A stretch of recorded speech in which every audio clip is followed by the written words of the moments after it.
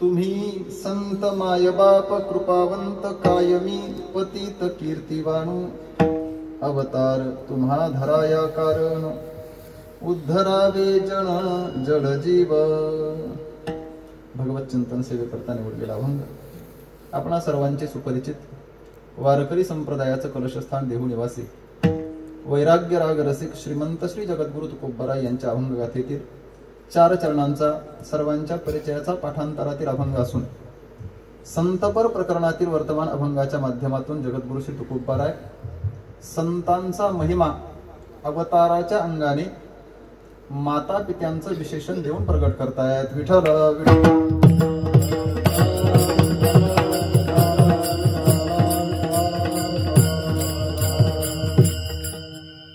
अभंग चिंतनाला प्रारंभ करण्यापूर्वी अगदी अल्पसा परिहार.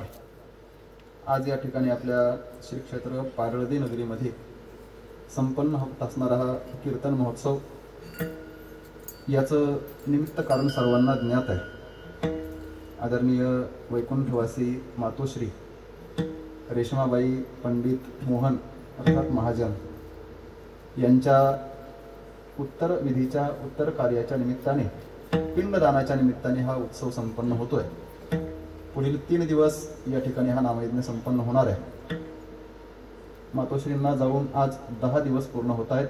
त्यांचा दशक्रिया विधी आज प्रातः समयाला संपन्न झालेला आहे आणि त्यानंतर पुढच्या 3 दिवसामध्ये म्हणजेच 13व्या विधीच्या पर्यंत हा नामयज्ञ या ठिकाणी त्यांच्या उत्तराधिकाऱ्यांकडनं अर्थात आदरणीय मातोश्रींचे 3ही चिरंजीव आदरणीय श्री वाल्मिकजी, आदरणीय श्री परमपूज्य आमचे पितृतुल्य आणि आपल्या सर्वांचं पारमार्थिक मार्गदर्शन आदरस्थान हरिभक्तीपरायण सुदाम बाबा आणि आदरणीय श्री मधुकरजी हे त्यांचे 3ही चिरंजीव, त्यांची पुत्री असेल आणि त्यांचे सगळेच नातवंड वगैरे हा सर्व परिवार या परिवाराच्या वतीने मातोश्रींच्या स्मरणार्थ संपन्न होत असणारा हा नामयज्ञ अर्थात ही चिंतनिका आणि या यज्ञातील आजची हरिकीर्तनाची सेवा आदरणीय सुदाम बाबांच्या आज्ञेने माझ्या वाट्याला प्राप्त आहे. विठ्ठल विठ्ठल.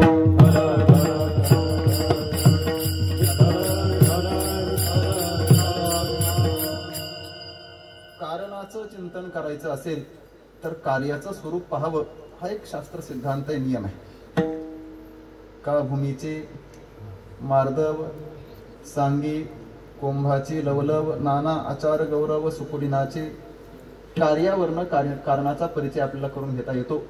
आदरणीय मातोश्रींना प्रत्यक्ष पाहण्याचा योग जरी माझ्या जीवनात प्राप्त नसला, आपल्यातलेही बरेच जण असे असतील ज्यांनी मातोश्रींना प्रत्यक्ष पाहिले अनुभवलंय, पण अनेकांचा असंही आहे की ज्यांनी त्यांना पाहिलेलं नाही.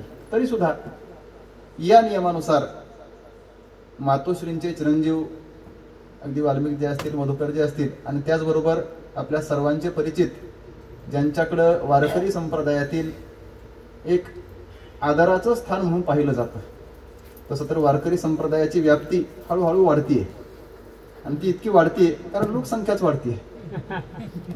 लोकसंख्या वाढल्यानंतर प्रत्येक क्षेत्रामध्ये लोकांची सहभागही वाढणार आहे. त्याच्यामुळे त्यात अन्यथा नसावं, पण तरी सुद्धा या वाढत्या लोकसंख्येमध्ये आणि वाढत्या सांप्रदायिकांमध्ये सुद्धा आपलं अस्तित्व आदराने आणि निष्ठेने टिकवून ठेवणाऱ्यांमध्ये ज्यांचं प्रमुख नाव उच्चारलं जावं असे आदरणीय बाबा आहेत. आणि त्यांच्यामुळंच तर ते काय मी अगोदरच बोललो कार्यावरनं कारणाचा परिचय होतो, तसं आता त्यांचं कारण म्हणून जर विचार करायचा असेल तर त्यांचे 2ही चिरंजीव हे पुन्हा कार्य म्हणून त्यांच्याकडे पाहावं लागेल. विठ्ठल विठ्ठल.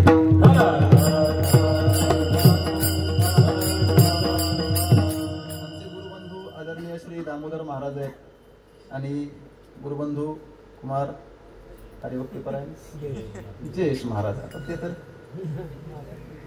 महाराजच हरकत नाही. भावी महाराज वारकरी संप्रदायाचं हे एक अलौकिक महत्व आहे. काही इथं भविष्यती भावी आमदार अशी पदवी नसते. मग इथं भविष्यात होणार असला तरी वर्तमान महाराजच म्हटलं जातं. विठ्ठल आणि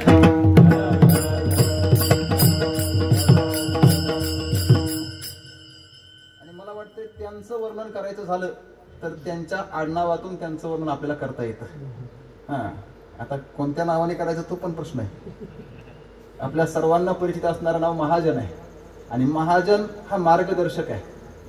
ही शास्त्र भाषा आहे. महाजनो येन गतः सहपंथ सहपंथ, तो पंथ आहे कोणता?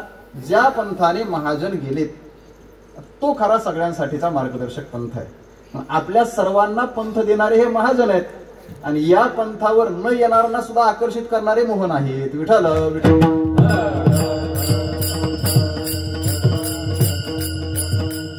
अशा आदरणीय बाबांच्या मातोश्रींचं आज आपण स्मरण करतोय. त्यांच्या श्राद्धाच्या निमित्ताने ही सेवा आहे. दशक्रिया ही एक श्राद्धच आहे. तसं तर शास्त्र नियमानुसार मनुष्य मेल्यानंतर म्हणजेच त्याचा जीवात्मा शरीराला सोडून गेल्याच्या नंतर अगदी प्रथम दिवसापासून श्राद्धाचा विचार शास्त्राने सांगितलेला आहे. पिंडदान ज्याला म्हटलंय. पहिल्या दिवशी पिंडदान करावं लागतं, दुसऱ्या दिवशी करावं लागतं. आता इकडची भाषा मला माहित नाही, पण आमच्याकडं 10व्या दिवशी करणाऱ्या पिंडदानाला दशपिंडदान असं म्हटलं जातं. कारण त्या दिवशी पिंडदान करायचे. शास्त्र असं सांगतं पहिल्या दिवशी 1 पिंड करावा, दुसऱ्या दिवशी 2 पिंडाचं दान करावं, तिसऱ्या दिवशी 3 पिंड, 7व्या दिवशी 7 पिंड, 9व्या दिवशी 9 आणि 10व्या दिवशी दश म्हणजेच 10 पिंडदान करायचं म्हणून त्याला दशपिंड म्हणतात. इथपर्यंत पिंडदानाचा हा नैमित्तिक विधी आहे. पुढेही अजून त्याचे काही दिवस आहेत. 11वा करावा लागतो, 12वा करावा लागतो, जो आपण उद्या आणि परवा करणार आहोत. आणि त्यानंतर गेलेली व्यक्ती जर गृहस्थी असेल तर त्यांचा 13वा करावा लागतो. गेलेली व्यक्ती जर वानप्रस्थ ब्रह्मचारी असेल तर त्यांचा 14वा करतात. गेलेली व्यक्ती जर वानप्रस्थी असेल तर त्यांचा 15वा करतात. आणि गेलेली व्यक्ती जर संन्यासी असेल तर त्यांचा 16वा, त्यालाच त्यांच्या भाषेमध्ये षोडशी असं म्हटलेलं आहे. हे इथपर्यंत दैनिक विधी शास्त्राने सांगितलेले आहेत. तर या दैनिक विधीमध्ये पिंडदानाच्या अंतर्गत, श्राद्धाच्या अंतर्गत येणारे हे सगळे दैनिक विधी पूर्ण होईपर्यंत 13व्या पर्यंत आपल्या मातेच्या संबंधाने काहीतरी भगवान नामसंकीर्तन चिंतन व्हावं यासाठी हा सगळा प्रपंच आहे. विठ्ठल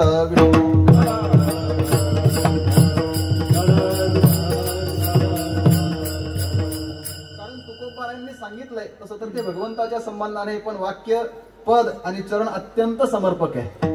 जिने दिले त्यासी द्यावा पिंडदान, उत्तीर्ण चरण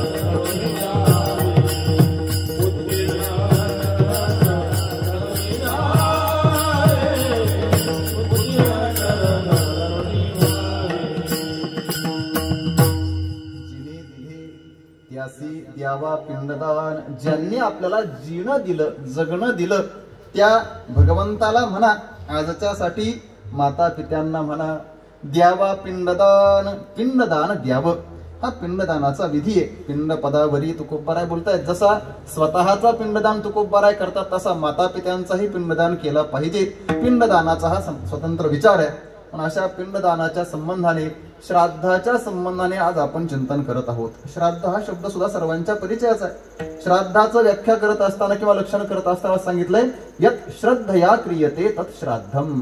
जे अत्यंत श्रद्धेने केलं जातं त्याला श्राद्ध असं म्हणतात. आणि जर श्राद्धाच्या बुडाशी श्रद्धा नसेल तर त्याला श्राद्ध म्हणून घेण्याचा अधिकार नाही. विठ्ठल विठ्ठल.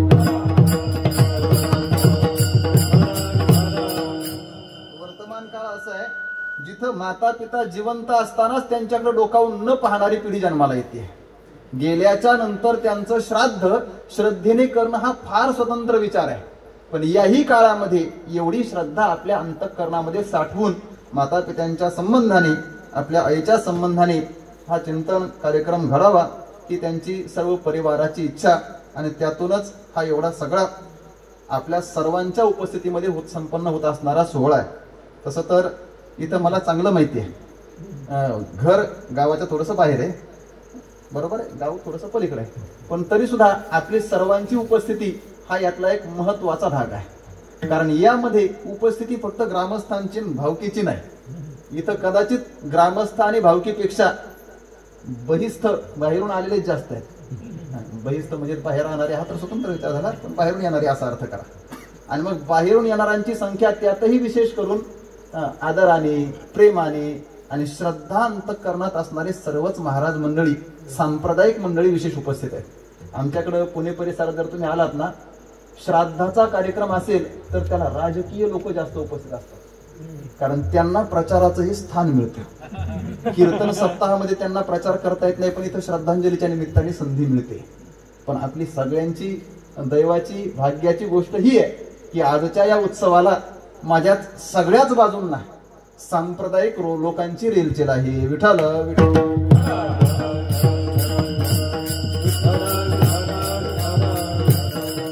अशा परिस्थितीमध्ये मला इथं उभं राहायचंय. आता मी सुद्धा हेच म्हणणार आहे, कायमी पतित कीर्तिवानू. माझ्यासारख्या पतिताने आता काय कीर्तन करावं किंवा काय चिंतन करावं, काय बोलावं? कारण बोलण्याकरता ज्यांच्या संबंधाने बोलावं, ज्यांच्या निमित्ताने बोलावं, त्यांचा अधिकार, त्यांची योग्यता माझ्या शब्दाच्या, माझ्या बोलण्याच्या कक्षेत येईल एवढी मर्यादित नाही. आणि माझं बोलणं, माझे शब्द त्यांना गवसणी घालतील एवढे व्यापक नाही. त्याच्यामुळे हा संबंधही साधला जाणार नाही. पण तरी सुद्धा आता याच्या पुढे एकच आहे, 15.5 रजतवनी तैसी स्तुतीची बोलणी उगयाची, माथा ठेविजे चरणी हेची भले. हे असो आता स्तुती सांडून निवांता, चरणी ठेविजे माता हेची भले. आदरणीय मातोश्रींच्या, आदरणीय बाबांच्या, या सर्व परिवाराच्या आणि यांच्या सगळ्यांच्या प्रेमाने, आपुलकीने, आत्मीयतेने उपस्थित असणाऱ्या आपल्या सर्वांच्या चरणावर नतमस्तक होतो आणि थोडंसं अभंगाचं चिंतन करतो. विठ्ठल विठ्ठल.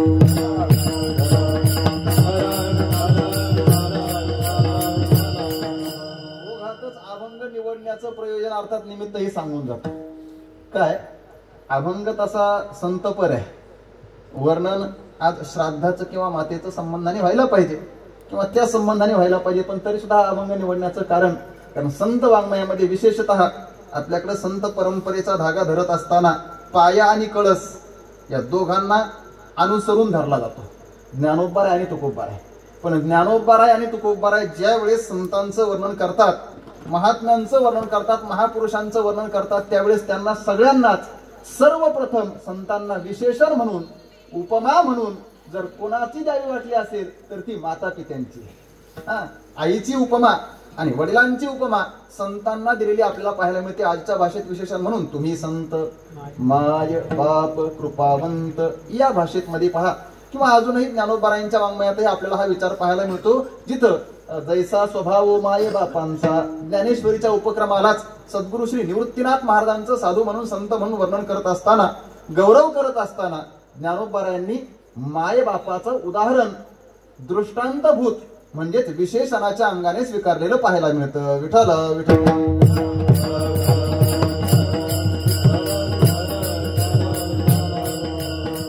आणि स्वाभाविक आहे, माय बापामध्ये पुन्हा बाप माय, वडील आई असा शब्द प्रयोग न करता अगोदर उच्चार कोणाचा आहे? मायचा आहे, म्हणजेच आईचा आहे. आईचा उच्चार का? कारण संतांना उदाहरण म्हणून एखादी उपमा देत असताना ती जितकी समर्पक, तसं तर उपमान आणि उपमेय भाषाशास्त्राचा नियम आहे, उपमा ही उपमेयापेक्षा कधीही कनिष्ठ असते, कधी पण नियम आहे. पण तरी सुद्धा उपमा त्याचीच दिली जाते जी इतर उपमानांपेक्षा सरस असते आणि उपमेयाच्या जास्तीत जास्त जवळ जाणारी असते. विठ्ठल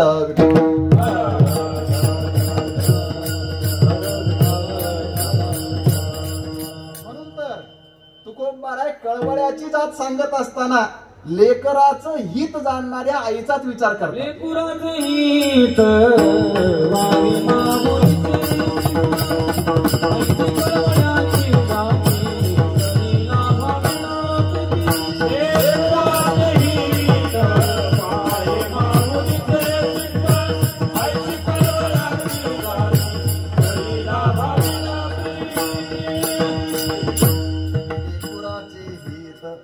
वाहे माऊलीचे चित्त जाणे नाही वाहे, कारण ते बऱ्याच जणांना जाणे म्हणायची सवय लागलेली. आमचे बाप पण सांगत असतात, जाणे म्हटलं का ते मग संत होतील. मातेला संत म्हणावं लागेल. संत आणि माता यांच्यात हाच फरक आहे. संत उपमेय आहेत आणि माता ही उपमा आहे. आणि उपमा ही कधीही उपमेयापेक्षा कनिष्ठ असते, निरस असते, सरस नसते. म्हणून ती वाहण्याची जबाबदारी घेते पण जाणत नाही. म्हणून तिला उपमानापर्यंतच जागा मिळाली. असतो मी का सांगतोय, मातेची चित्ती अवघी बाळकाची व्याप्ती. तुकोबाराय बोलतायत माता आणि बालक यांचा हा संबंध आहे. या संबंधातून आपल्याला संतांकडे पाहायचं आहे.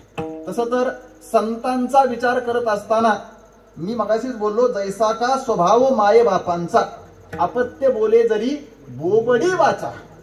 अपत्याचं बोबड बोलणं सुद्धा माय बापांना अत्यंत प्रीतिकारक वाटतं, रुचकर वाटतं, आवडतं.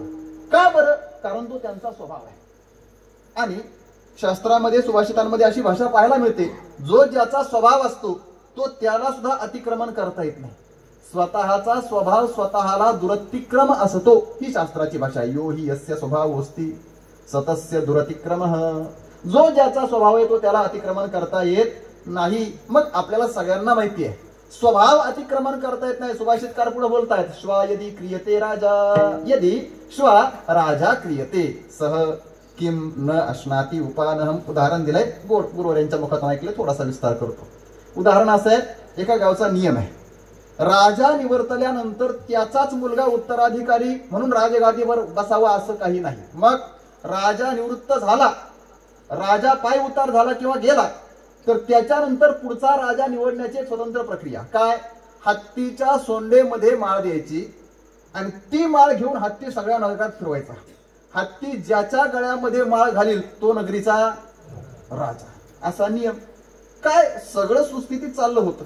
एक राजा गेला, दुसरा राजा, दुसरा गेला, तिसरा राजा.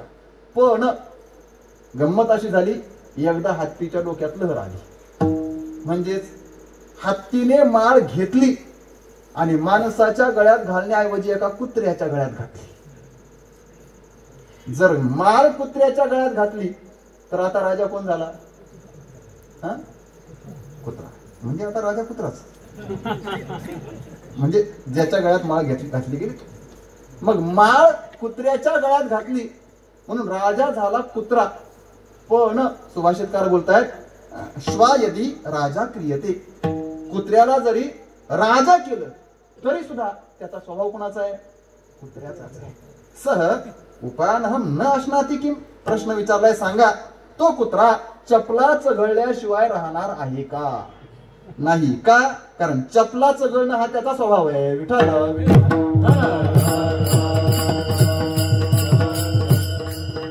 हे सांगतात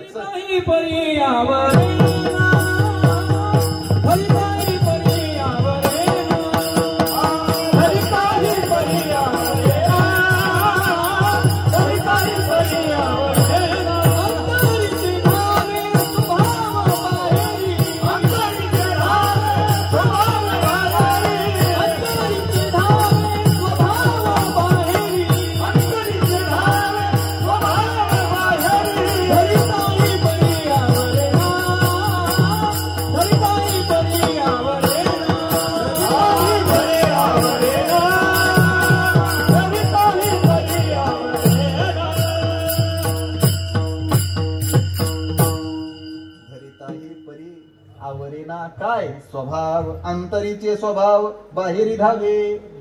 अंतरीचे धावे स्वभाव बाहेरी. अंतरीचे स्वभाव बाहेर धावत असतात. प्रयत्न केला तरी तो आवरता येत नाही. तुकोबाराय म्हणतात, कुत्र्याला राजा जरी केलं तरी त्याचं चपला चघळणं राहत नाही. चघळी वाहना माघारिया बांडा सुना. तुकोबाराय म्हणतायत, तो बांडा सुना. बांडा कळतो ना? बांडा, काळा, तांबडा हे असतात ना तुमच्याकडे नाव.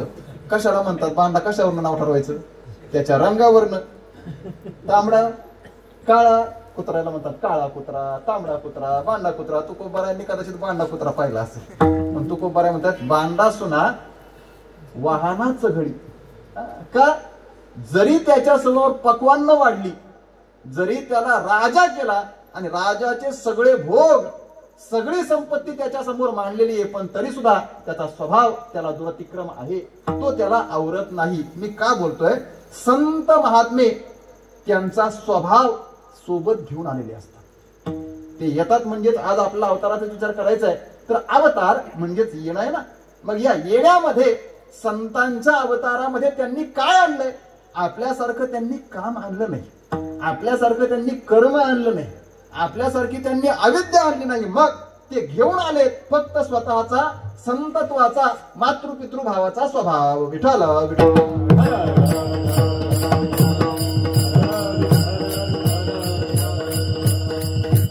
संतांचा स्वभाव ते घेऊन आलेले आहेत. जीवाला येत असताना काम कर्म किंवा अविद्या यापैकी काहीतरी आणावं लागतं. काम म्हणजेच वासना आहे. जन्म घेणे लागे वासनेच्या संगे वासना आणावी लागते. केले कर्म झाले तेची भोगा आले, कर्म यावं लागतं. किंवा मग अविद्या, अविद्या हे तर सगळ्याच कारण सांगितलेले उपादान. त्याचा विचारही इथं जीवाच्या जीवदशेला जन्म मरणाला सांगितलेला आहे. अगदी जीवदशेमध्ये अज्ञान, आत्मस्वरूपाचं अज्ञान, धर्माधर्म, पाप पुण्य हे सगळं सगळं सांगत असताना त्याचा विचार आपल्याला पाहायला मिळतो. अविद्या हे सगळ्याचं मूलभूत कारण आहे. म्हणून अविद्या कारण असेल, कर्म कारण असेल किंवा वासना कारण असेल, हे जीवाच्या येण्याला आहे. पण संतांच्या येण्याला मात्र ते कारण नाही. त्यांच्या येण्याचं कारण एकच आहे, तो म्हणजे त्यांचा स्वभाव. आणि तो स्वभाव त्यांना शांत बसू देत नाही. तुकोबारा म्हणतात, घेईन मी जन्म याजसाठी देवा. कशा करता? तुझी चरणसेवा साधावया. भगवंताची चरणसेवा साधण्याकरता. पण हे तुकोबारांचं बोलणं एकांगी बोलणं आहे. माझं बोलणं थोडंसं ऐकाल, कदाचित खटकेल कोणाला, पण तरी मी थोडंसं जाणीवाने बोलतोय. तुकोबारांचं हे बोलणं एकांगी आहे. मग तुकोबारा एका अंगाने आपल्या स्वतःला भगवंताची सेवा करता यावी म्हणून येतात. हे जरी बोलणं असलं तुकोबारायांचं, तरी सुद्धा तुकोबारायांच्या येण्याचं दुसरं कार्य हे आहे, येथे उपकारासाठी किंवा आम्ही वैकुंठवासी आलो याची कारणासी बोलिले जे ऋषी साच भावे वर्ताया. स्वतःच साध्य, स्वतःच प्रयोजन काहीही ज्यांना शिल्लक नाही, ते का बरं साधण्याकरता म्हणतील? साधनं तर त्यांना काही शिल्लक नाही राहिलं. निस्त्रय गुण्यपथी विचारता हो विधी हो निषेध. अगदी त्या पंचदशीमध्ये तृप्तिदीपाचा विचार करत असताना धन्योहम धन्योहम कर्तव्यम मे न विद्यते किंचित कारण प्राप्तव्यम सर्वम अद्य संपन्नम. माझं सगळं प्राप्तव्य संपन्न झालंय, म्हणजे सगळं साधलंय ज्यांनी, त्यांना आता काय साधायचंय? चरणसेवा तरी त्यांना साधायची आहे, सिद्ध झाल्यानंतर काय साधायची आहे? मग हे त्यांचं बोलणं समाजाला प्रवाहात आणण्याकरता आहे. पण तो प्रवाह कोणता असेल तर तो आजच्या अभंगातून स्वाभाविकपणे पाहायला मिळतो. विठ्ठल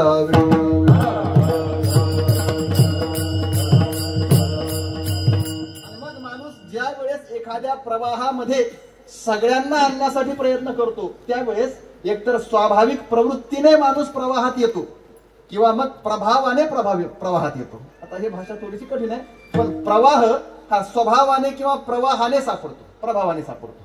म्हणजेच स्वभाव वेगळा आणि प्रभाव वेगळा. माणसाला मनाने जावं वाटलं तर त्याला म्हणायचं स्वभाव, आणि कोणाकडे तरी आकर्षित होऊन जावं वाटलं तर त्याला म्हणायचं प्रभाव. स्वभाव आपण आतापर्यंत त्याचा विचार करत आलोय, पण प्रभाव स्वतंत्र आहे. आता या प्रभावाचा विचार संत वाङ्मयामध्येच अनेक अंगाने आपल्याला पाहायला मिळतो. उदाहरण विस्तार करता येईल, पण मला वेळेची मर्यादा आहे.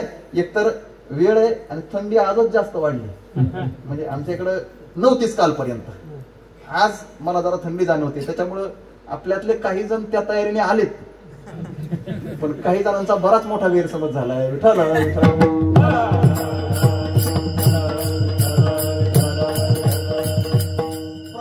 माणसं प्रभावित होतात आणि प्रवाहात येतात, असंही होतं बऱ्याच वेळेला. प्रभाव म्हणजेच काय? प्रभाव म्हणजेच आपल्या अस्तित्वाच्या, आपल्या सत्तेचा दुसऱ्यावर होणारा परिणाम, याला प्रभाव म्हणावं. प्रभाव आपल्याकडे एक सामान्य लहान असताना शाळेत शिकवलं जायचं ना, ते लाजाळूचं झाड असायचं. ऐकलं कधी? ते झाड आहे शेतात वगैरे अजूनही पाहायला मिळतं. त्याला हात लावलं का त्याची पानं आपोआप मिळतात, आकुंचन पावतात. हा प्रभाव आहे, स्पर्शाचा प्रभाव आहे. याच्यामध्ये सामान्यतः सर्वांचा प्रभाव त्याच्यावर जाणवतो, पण काही गोष्टींवरती काही विशेषांचा प्रभाव पडतो. जसं आपल्याला माहितीये, हिरा ठेविता ऐरणी वाचे मारिता जो घणी. ऐरणीवर हिरा ठेवावा आणि तो हिरा घणाने वरून फोडण्याकरता घन त्याच्यावर मारावा, पण तो हिरा फुटत नाही. मग एकतर ऐरणीत तरी घुसतो किंवा घनामध्ये तरी घुसतो. मग असं सांगितलं जातं, ऐरणीत किंवा घनात, म्हणजेच त्या लोखंडामध्ये घुसलेला हिरा आता परत बाहेर काढायचा कसा? तर त्याच्याकरता त्याच्यावर एका गोष्टीचा प्रभाव पाडायचा. कोणाचा? हिरा हिरकणी.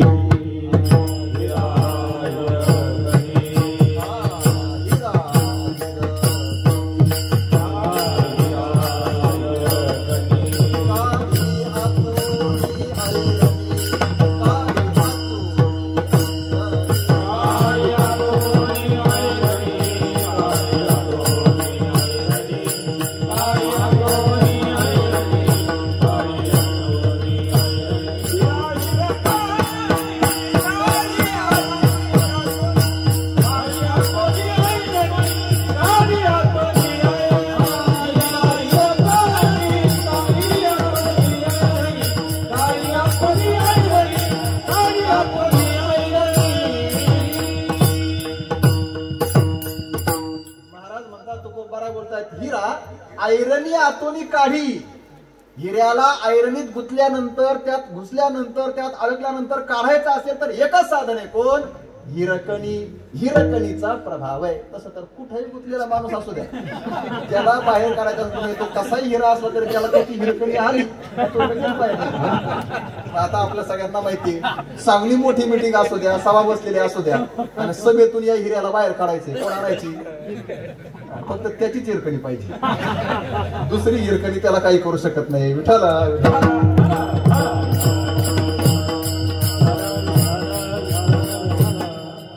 स्वभावाने काही लोक प्रवाहात येतात आणि प्रभावाने काही लोक प्रवाहात येतात.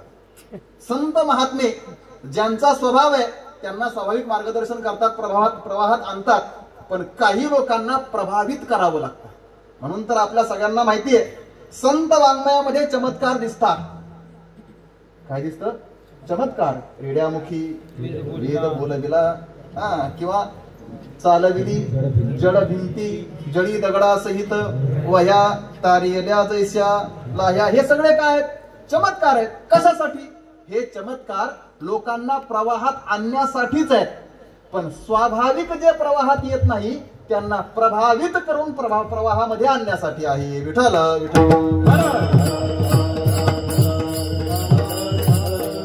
त्यातही आपलं असं झालंय, आपल्यावर ज्याचा प्रभाव पडायला पाहिजे त्याचा पडत नाही, म्हणून हे चमत्कार करावे लागतात. गुरुवर्य आमचे आदरणीय चैतन्य महाराज नेहमी सांगत असतात, संत वाङ्मयामध्ये, संतांच्या चरित्रामध्ये माणसाने चरित्र ऐकल्यानंतर प्रभावित व्हावं याच्याकरता तर त्यांचं चरित्र आहे. त्यांच्या चरित्राचा विचार, उच्चार, श्रवण हे प्रत्येक जीवाला प्रभावित करण्यासाठीच आहे. पण कशाने प्रभावित व्हायचं? रेड्याच्या मुखातून वेद बोलला हे ऐकलं का लोक प्रभावित झाले. तो प्रसंग तितकासा प्रभावित करणारा आहे का नाही माहिती नाही, तो काही लोकांना काही काळापुरता प्रभावित करणार आहे. भिंत चालवली या प्रसंगानेही प्रभावित झाले, ते फक्त चांगदेव महाराजांना प्रभावित करण्यासाठी होतं. इतरांचा विचार स्वतंत्र आहे. जळातून वह्या दगडासहित कोरड्या बाहेर काढून दाखवणं तत्कालीन तत्सापेक्ष अर्थात परिस्थिती सापेक्ष जे कोणी तिथं विरोधक होते त्यांच्यासाठी प्रभावित करण्याचा हा परिणाम आहे किंवा कार्य आहे. पण ज्ञानोबारायांच्या, तुकोबारायांच्या चरित्रात जर प्रभावित व्हायचंच असेल तर कशाने व्हावं? ज्ञानोबारायांच्या जीवनातील ज्ञानेश्वरी नावाच्या कृत्याने आपण प्रभावित व्हावं, या कर्तृत्वाने प्रभावित व्हावं. तुकोबारायांच्या जीवनातील गाथा, अभंग या कर्तृत्वाने आपण प्रभावित व्हावं. कदाचित चमत्काराने प्रभावित झालेले काही काळापुरते प्रभावित राहतील, पण संतांच्या वाङ्मयाने प्रभावित झालेले आयुष्याच्या शेवटच्या क्षणापर्यंत या प्रवाहाला सोडून दूर जाणार नाहीत. विठ्ठल.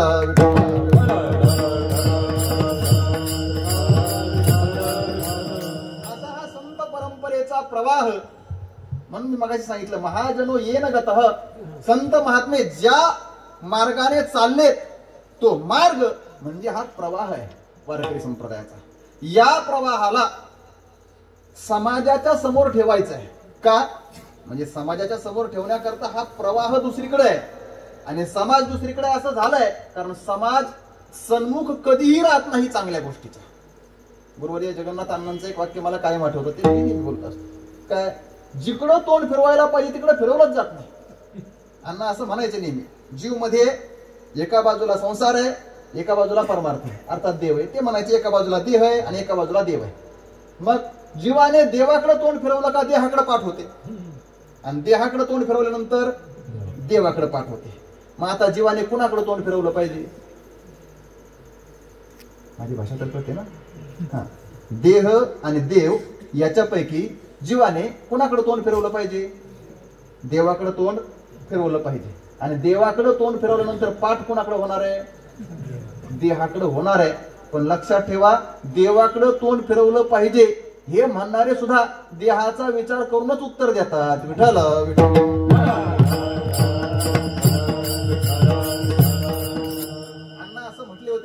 ते म्हटले होते, ज्या कीर्तनात आपण हे उत्तर देता ना, त्या कीर्तनात बसताना सुद्धा तुम्ही देवाचा विचार करून बसले नाही, मग देहाचा विचार करून बसलोय. मी व्यवस्थित ठिकाणी बसलेलो असावं.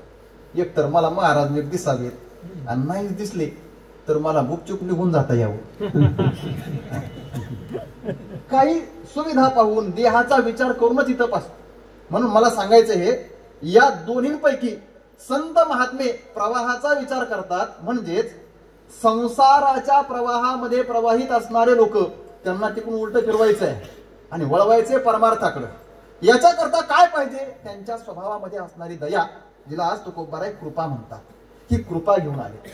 आणि या कृपेच्या माध्यमातून संत महात्मे सतत या समाजाला परमार्थ सन्मुख करतायत, परमार्थाभिमुख करतायत.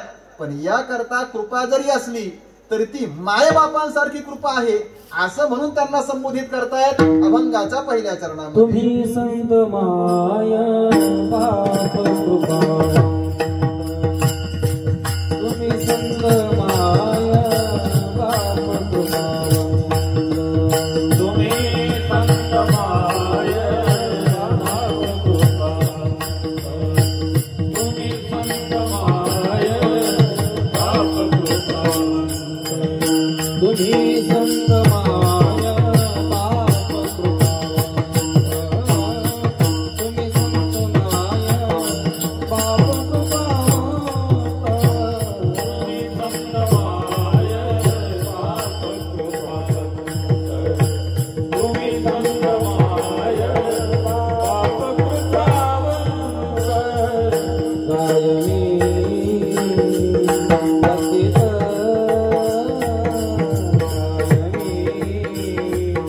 पतित पतित दीवानो अवतार तू माधराया का, अवतार तू माधराया का,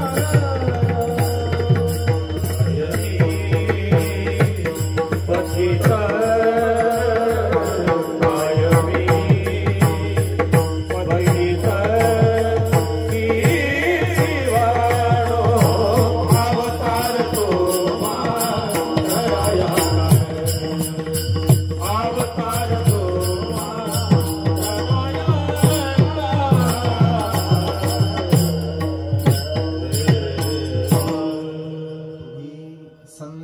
मायबाप कृपावंत. तुकोबाराय संतांशीच बोलतायत, कारण तुकोबारायांची भाषा संबोधन वापरत असताना जरी संत म्हटले असले तरी सर्वनाम मात्र मध्यम पुरुषाचं वापरलं आहे.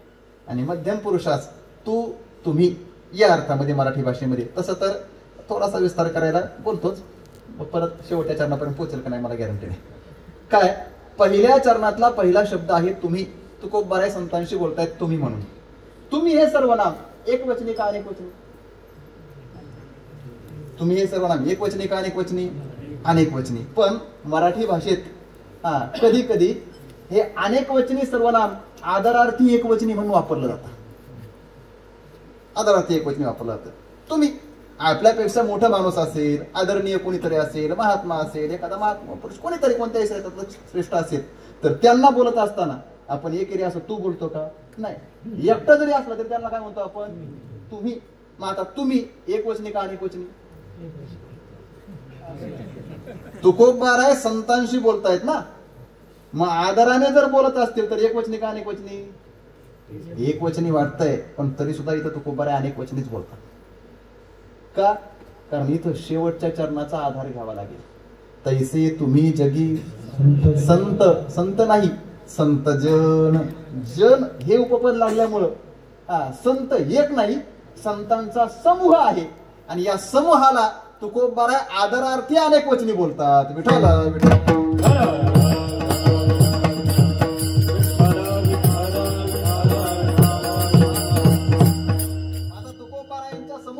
आदरार्थी बोलण्याकरता संत आहेत, पण अनेक वचनी बोलण्याकरता अनेक कोण आहेत? तर सरळ तुकोबारायांच्या समोर ज्ञानोबाराय आहेत, निवृत्तीनाथ महाराज आहेत, सोपान काका आहेत, मुक्ताबाई माता आहेत, गुरुबा काका आहेत, सावता महाराज आहेत, नामदेवराय आहेत, एकनाथ महाराज आहेत. हे सगळेच, या सगळ्यांना तुकोबाराय बोलतात. तुम्ही संत, तुम्ही सगळे संत. आता हा संत शब्दही फार गोड आहे. व्याकरण शास्त्रामध्ये प्रत्येक वर्णाला अर्थ सांगितलेला आहे. वर्णाला नाही, वर्णाला. वर्ण वेगळं आणि वर्ण वेगळं. प्रत्येक वर्णाला अर्थ सांगितले आहे.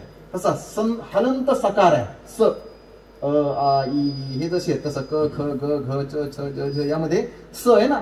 या संत शब्दापैकी सकाराचा अर्थ सांगितला. हलंत सकार अज्ञान प्रतीक. हलंत सकार केवळ स वर्ण हा अज्ञानाचं प्रतीक आहे. आणि तो स जर बाजूला काढला तर संत शब्दात शेवटी काय राहील शिल्लक?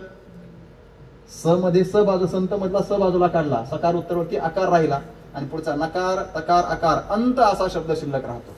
हलंत सकार अज्ञान प्रतीक तस्य अंतः यः करोति सह एव संतः. विठ्ठल विठ्ठल.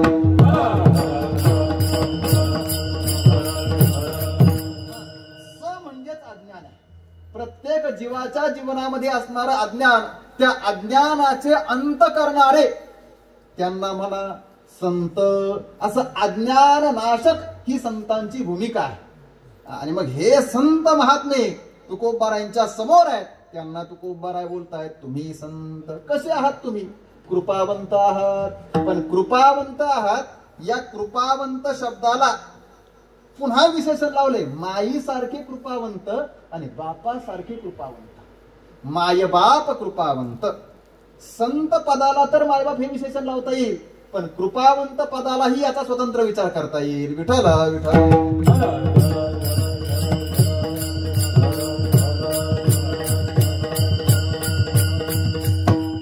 संतांच्या कृपेला, संतांच्या कृपावंततेला तुकोबाराय माय बापासारखे कृपावंत म्हणतात किंवा माय बापाहून अधिक कृपावंत असं म्हणतात उपमान उपमेयाचा विचार केला तर.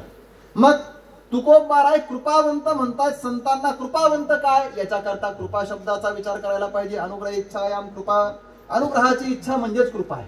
अनुग्रह म्हणजेच अनिष्ट निवृत्तीपूर्वक इष्ट प्राप्ती करून देण्याची इच्छा. याला म्हणावं अनुग्रह इच्छा. आणि ही इच्छा ज्याला असते तो जे करतो तिला म्हणतात कृपा. संत महात्म्यांच्या अंतःकरणामध्ये ही इच्छा आहे. प्रत्येक जीवाच्या जीवनातील अनिष्टाची निवृत्ती व्हावी आणि प्रत्येक जीवाला परमात्मा नावाचं इष्ट साध्य प्राप्त व्हावं अशी संतांच्या अंतःकरणात असणारी इच्छा म्हणजेच सगळ्यांबद्दलची कृपा. विठ्ठल विठ्ठल. या कृपेबद्दल बोलत असताना शांती ब्रह्मश्री एकनाथ महाराज म्हणतात ही कृपा आहे ना फार गमतीशीर आहे. काय? ही कृपा कुठेही जन्माला येतच नाही.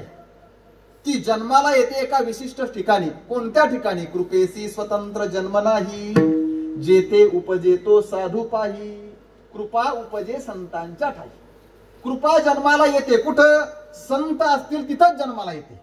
आणि म्हणून या वचनानुसार जर विचार करायचा झाला तर नेहमी संत वाङ्मयामध्ये पाहिलं जातं किंवा चिंतन आपण ऐकलेलं बऱ्याच वेळा ऐकलं असेल की देवही कृपा करतो आणि संतही कृपा करतात. देवालाही कृपाळू म्हटलंय, संतांनाही कृपाळू म्हटलंय, पण त्यातल्या त्यात देवापेक्षा संतांच्या कृपेचा विचार आधिक्याने वाङ्मयामध्ये पाहायला मिळतो. देवाची कृपा आहे निर्विवाद आहे, कारण भगवंताची कृपा आहे म्हणून तर आपण जिवंत आहोत. हे ज्याची कृपा. देवा तू कृपा करुणा सिंधू, देवा तू आमुचा कृपाळ, अनेक ठिकाणी त्याच्या कृपेचा विचार आहे. तो कृपानिधी म्हणून कृपावंत किती दीन बहु आवडती त्याच्या कृपावंततेचा विचार आहे. कृपा शब्दाला पुन्हा वतुक प्रत्यय लागलाय. कृपावान असा शब्द झालाय. कृपावान, कृपावंत, कृपावंत अनेक वचनामध्ये कृपा शब्दाचा विचार आलाय. कृपावंतता सांगितली.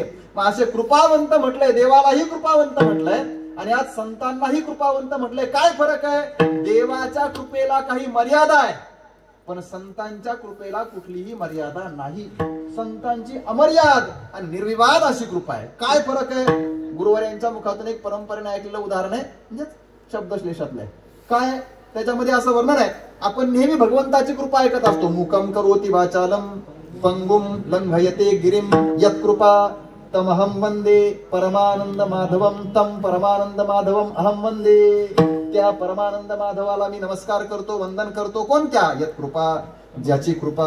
मुकम वाचालम करोती, मुक्याला बोलायला लावते. पंगुम गिरीम लंघयते, पांगळ्याला गिरी उल्लंघन करायला लावते. ही ज्याची कृपा आहे त्याला मी नमस्कार करतो, त्याला वंदन करतो. म्हटलं हे काय? देवाची कृपा सांगितली.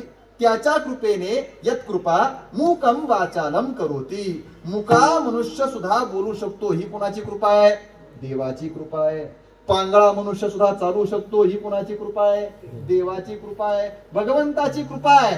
पण आमच्या नाथ महाराजांनी सांगितलं देवाची कृपा असो का, आम्हाला काही घेणं देणं नाही, पण आम्हाला ज्या संतांच्या कृपेचा गौरव करायचा आहे ती संतांची कृपा देवाच्या कृपेपेक्षा काकणभर सरस आहे. काय सरस आहे?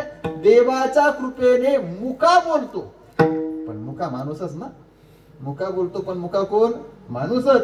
आमच्या संतांची कृपा आहे. होता कृपा तुमची पशु बोले वेद. पशु बोलतो. सांगा, मुक्या माणसाला बोलवणारा श्रेष्ठ का निर्बुद्ध पशुला बोलवणारा श्रेष्ठ? म्हणून कृपा विशेष कुणाची? देवापेक्षा संतांची. पंगुम गिरीम लंघयते, पांगळ्याला चालायला लावतो. पांगळा पण माणूसच ना. पांगळा काय कोणी दगडाला म्हणतंय? पांगळा कोणी लाकडाला म्हणते? नाही. पांगळा कोणाला म्हणतो? माणसाला. एखाद्याचा हात पाय अपंग असेल त्याला म्हटलं जातं पांगळा. पांगळ्या माणसाला चालायला लावणं ही देवाची कृपा आहे. पण इकडे मात्र निर्जीव चाले भिंत. पांगळ्या माणसाला चालवला लावणारी कृपा एकीकडं आणि निर्जीव भिंतीला चालायला लावणारी कृपा एकीकडं. म्हणून तर देवाच्या कृपेपेक्षा संतांची कृपा ही सर्वश्रेष्ठ आणि सरस आहे. विठ्ठल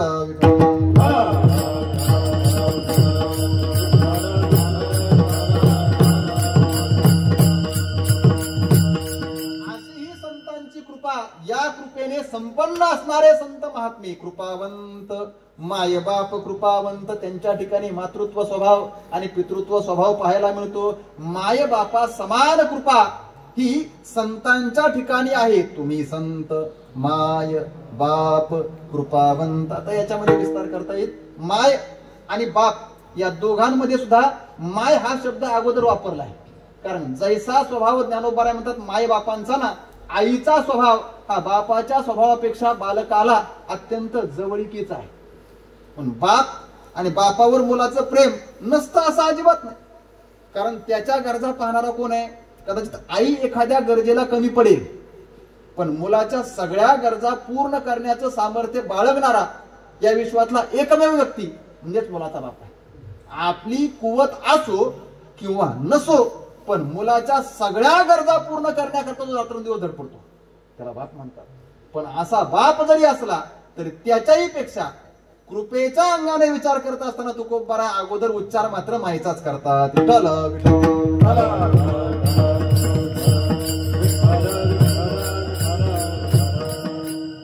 म्हणजे माझं बोलणं कदाचित तुम्हाला पटेल न पटेल मला माहित नाही, कारण मायबाप होणं हे तुम्हाला जमलं, आम्हाला अजून नाही जमलं, शक्य नाही. त्याच्यामुळं त्या बाबतीत आम्ही अनाभिज्ञ नाहीत. पण तरी सुद्धा का बालक बोबडा बोली वाकुडा चुका पाऊली ते चोज करुनी बाप. बाप नाही, ते चोज करुनी माऊली रिझेजे.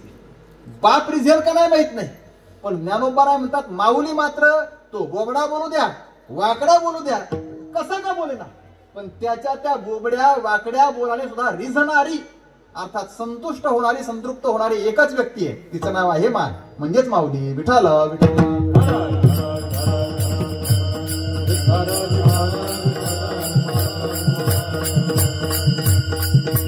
ज्या वेळेला अत्यंत जवळचं आणि स्नेह संबंधातलं उदाहरण किंवा काहीतरी लक्षण सांगायचं ना, त्यावेळेस तुकोबार आहे माय बापाचं उदाहरण देऊन किंवा हे शब्द प्रयोग करूनच बोलतात. देवालाही सगळ्या संबंधाने जोडताना म्हणतात, पण विठ्ठल बाप माय चुलता, विठ्ठल भगिनी आणि भ्राता. सुरुवात मायबापाच्या संबंधापासूनच केली जाते.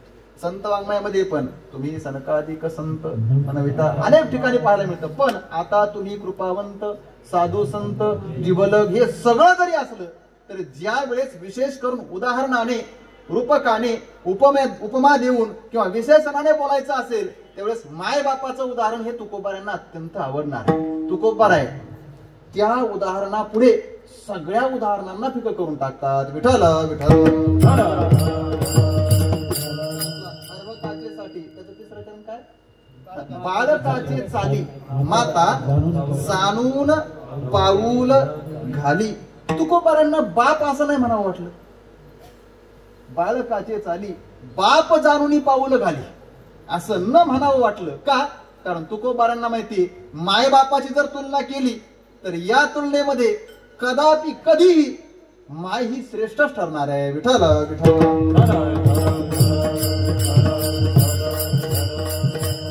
का बरं?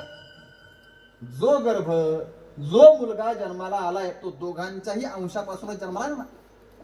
एकीकडे रक्त आहे एकीकडे रेत आहे, दोन्ही आहेत, त्याच्यापासूनच तो जन्माला आलाय. पण तरी सुद्धा यामध्ये एकीचं त्या व्यक्तीचं अधिक योगदान आहे आणि तिला म्हणतात माता. तिने आपल्या उदरामध्ये याला 9 महिने वागवलाय. आपल्या अंगाचाच एक अविभाज्य भाग म्हणून वागवलाय. किती स्नेह किती आपुलकी असेल. अगदी काय आपण लावलेलं एखादं झाड विषाचं जरी असलं तरी ते तोडावं वाटत नाही, त्याच्याबद्दल राग येत नाही. ही कालिदासांची भाषा आहे. विषवृक्षोपी संवर्ध्य स्वयं छेत्तुम असांप्रतम. स्वतः लावलेला वृक्ष विषाचा जरी असला तरी स्वतःला तोडावं वाटत नाही. मग स्वतःच्या उदरात स्वतःचा गर्भ म्हणून स्वतःच्या अंगाचा एक भाग म्हणून ज्याला सांभाळलाय त्याच्यावरती आई किती प्रेम करत असेल. विठ्ठल विठ्ठल.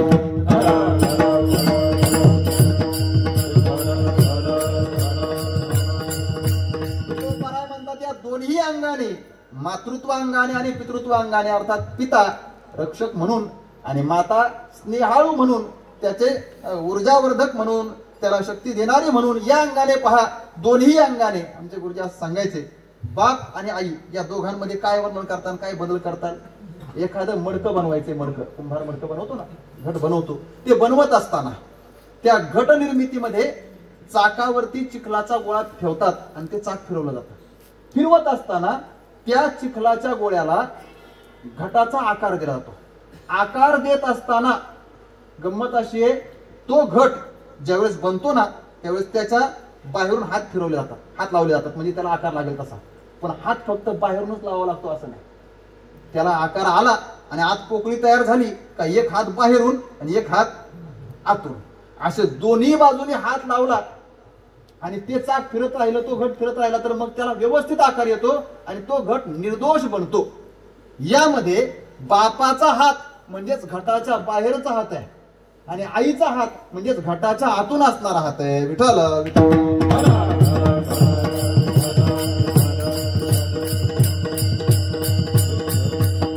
पण संत परंपरा अशी आहे जिथं संत महात्मे जे बापाचाही हात बनतात आणि आईचाही हात बनतात, एवढी कृपा त्यांच्या ठिकाणी आहे. म्हणून तर माता पिता कितीही प्रेम करत असले तरी संतांच्या प्रेमापुढं आणि संतांच्या कृपावंततेपुढं माता पित्याच्या प्रेमालाही ऊन म्हटलंय.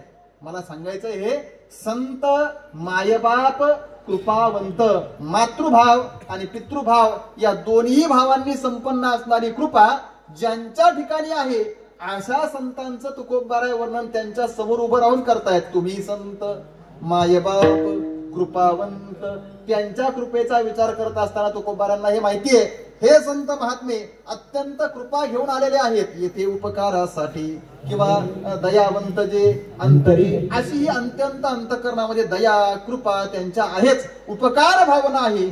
अशा संतांचं वर्णन करायचंय. वर्णन करायला प्रारंभ केला आणि लगेच तुकोबारांच्या लक्षात आलं काय वर्णन करावं. कारण ज्यांचं वर्णन करायचंय तो वर्ण्यविषयच अनिर्वचनीय आहे. मग आता ती अनिर्वचनीयता तुकोबाराय प्रगट करतायत उत्तरार्धात. कायमी पतित कीर्ती वानू. आता याच्यातली गंमत अशी आहे पुन्हा, मी काय कीर्ती वानू एवढं म्हणून भागलं असतं, पण तुकोबाराय स्वतःलाही एक संबोधन घेत आहेत. कायमी पतित ही काय भानगड आहे. तुकोबाराय पतित होते असं म्हणणं हे या विश्वामध्ये कुणालाही शक्य नाही. फक्त ते म्हणू शकतात एकच, स्वतः तुकोबारायच. विठ्ठल विठ्ठल.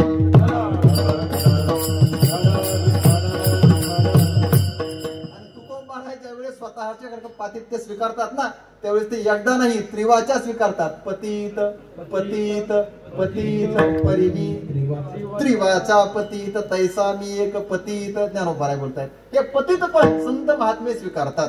अर्थात त्यांच्या ठिकाणी पतनाचं एकही कारण नाही. निंदितस्यच्या सेवनात विहितस्य अनुष्ठानात ही सगळी पातित्याची कारण आहेत ना. पण ही पातित्याची कारण संतांच्या ठिकाणी नाहीत. तरी सुद्धा ते म्हणतायत मी कोण आहे कायमी पतित. मग हे पतित स्वतःला का म्हणून घेत आहेत तर त्याचं कारण एकच आहे, संतांच्या ठिकाणी असणारी नम्रता आहे. नम्रता ही आहे त्यांना माहिती आपल्या समोर संत आहेत, आपल्या समोर महात्मे आहेत. मग मोठ्यांच्या समोर गेल्यानंतर जीवाने नम्र होऊन राहिलं पाहिजे. गुरुवर यांच्या मुखातलं वाक्य सांगू. गुरुवर म्हणायचे मोठ्यांच्या समोर गेल्यानंतर तरी माणसाने नम्र व्हावं, इतर ठिकाणी नम्रिय असलं तरी चालतं. आपण कुठेही गेलो तरी नम्रिय असल्यासारखंच वागतो, तसं नसावं. मग नम्र असावं. किती नम्र असावं? जेवढे नम्र तुकोबाराय झाले. विठ्ठल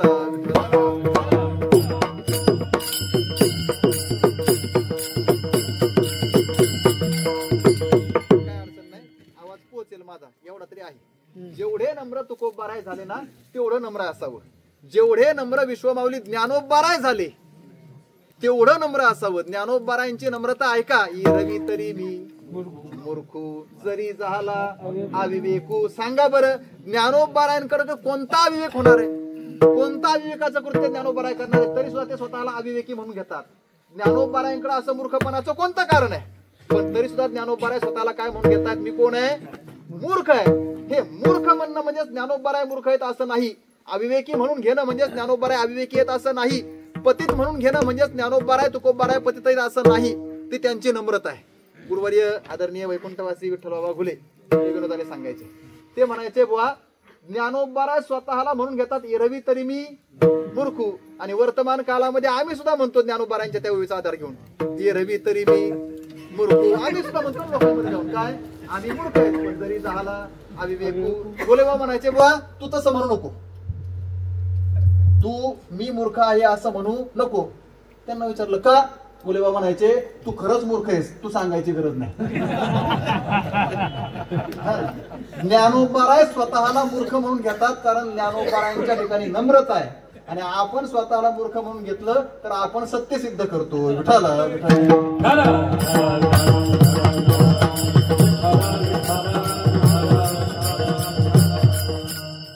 तुकोबाराय म्हणतात काय मी पतित. मी पतित आहे. मी काय बोलू, काय वर्णन करू? मी पतित काय कीर्तिवानू. मी काय वर्णन करणार आहे? कारण कीर्ती वर्णन करण्याकरता स्तुती करण्याकरता एक विशिष्ट अधिकार असावा लागतो. स्तुती कुणीही कुणाची करावी. आता वर्तमान आपल्याला ती पाहायला मिळते. आता ही स्तुती म्हणजेच कशी आहे? आता काय अहो रूपम अहो ध्वनी ते फार गोड वर्णन आहे सुभाषितांमध्ये.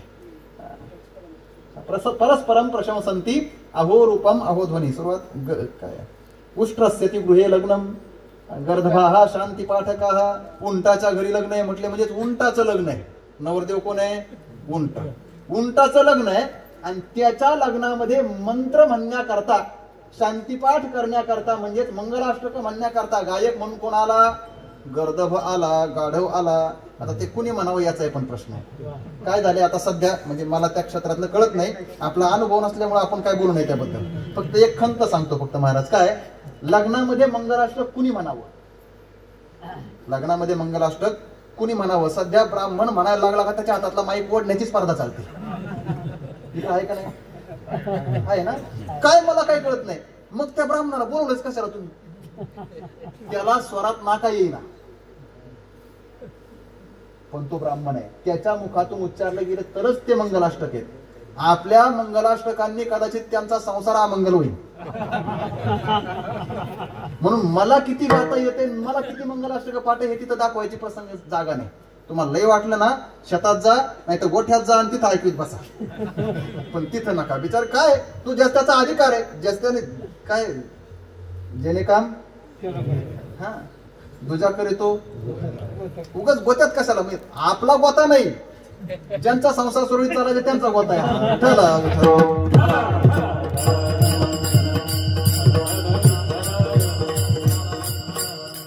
आमच्यासाठी लग्न ही एक विनोदी गोष्ट आहे. लग्नाकडे पाहत असताना फार विनोद आहे. आता अण्णांच्या मुखातलं उदाहरण सांगतो. ते असं विनोदाने म्हणायचे बा लग्नामध्ये फार गमतीशीर गोष्टी असतात. फारच गमतीशीर गोष्टी असतात. ते मंगलाष्टक म्हणतात ना, त्या मंगलाष्टकामध्ये एक मंगलाष्टक असं म्हणतात, दृष्टा दृष्ट वधूवरासी न करिता दोघे करावी उभी, म्हणजे दोघे अशी उभी करावी ज्यांची परस्परांना नजरानजर व्हायला नको. गुरुदेव विचारायचे, सांगा तुम्ही असं म्हणताय दृष्टादृष्ट न करता उभी करावी, पण लग्नाच्या अगोदर त्यांना पोरग झालं हे तुम्हाला माहितीये का? विठाला विठाला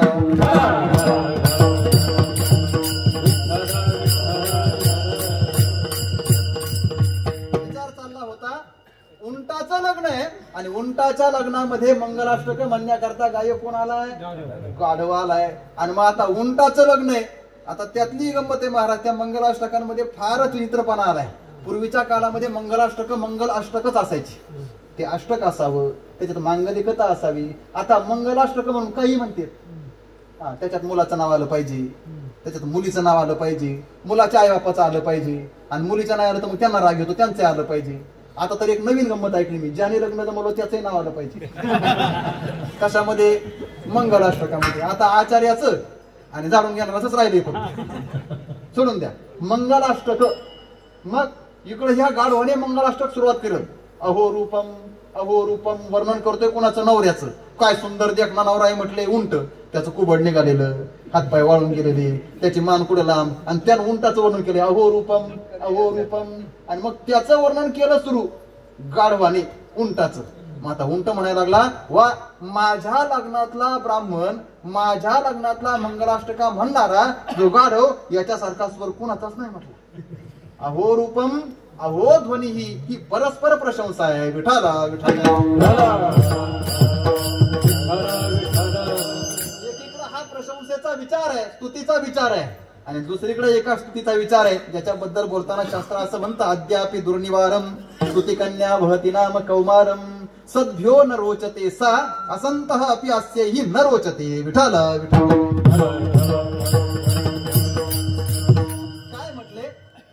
नावाची एक मुलगी आहे, कीर्तिवानू म्हटलंय ना, कीर्ती वर्णन करणं किंवा स्तुती करणं ही एक मुलगी आहे. पण अजूनपर्यंत विश्व जन्माला आलं, भगवान परमात्म्याला एकोहम बहुश्याम असा संकल्प स्फुरण पावला, तेव्हापासून या विश्वाच्या उत्पत्तीपासून ती स्तुती जन्माला आली. पण अजूनपर्यंत या विश्वाचे किती कल्प गेले आणि किती महायुग गेले माहिती नाही, पण तरी सुद्धा ही स्तुती नावाची मुलगी ही अजूनपर्यंत कुमारीच आहे म्हटली. तिचं काही लग्न झालं नाही. अद्यापि दुर्निवारम स्तुतिकन्या वहती नाम कौमारम. तिला अजूनपर्यंत कुमारीच म्हटले. का बरं? कारण सद्भ्यो न रोचते सा, संतांना ती आवडत नाही म्हणून संत तिचा स्वीकार करत नाही, आणि ती ज्यांना आवडती त्यांच्याकडे ती जात नाही.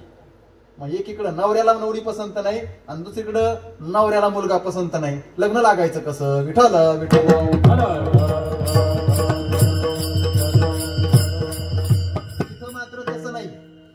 इथं स्तुती ज्यांच्या गळ्यात माळ घालण्याकरता निघालीये ते संत महात्मे आहेत, आणि त्यांची स्तुती कीर्ती वर्णनाच्या द्वारे गावी अशी भावना घेणारे तुकोबबार आहेत. व्हायला पाहिजे, पण तरी सुद्धा तुकोबबारांची नम्रता तुकोबबारांकडे हे वधवून घेते. कायमी पतित कीर्तिवानू तुकोबबारांना माहिती, आणि तुकोबबारांशिवाय ते वर्णन कोणी करू शकणार नाही. कारण भक्ताचा महिमा भक्तची जाणती, का म्हणे अंगी व्हावे जाई आपण तरीच महिमान येईल कळू. तुकोबबाराय संत आहेत, आणि संतांचा महिमा गाण्याकरता संतच पाहिजेत. तुकोबबाराय गाऊ शकतात, तरी सुद्धा तुकोबबाराय आपली असमर्थता नम्रतेमुळे प्रगट करतायत. कायमी पतित कीर्तिवानू अनिर्वचनीयता सांगतायत. महाराज, तुम्ही वर्णन करू शकत नाही, पण तुम्ही वर्णन नाही केलं तर आम्हाला कळणार कसं? मग आपल्यासारख्या सामान्य जीवांना त्या संतांचा महिमा कळण्याकरता अवतार या अवच्छेदकाने तुकोबबाराय त्यांचं वर्णन करतात. अभंगाचं दुसरं अवतार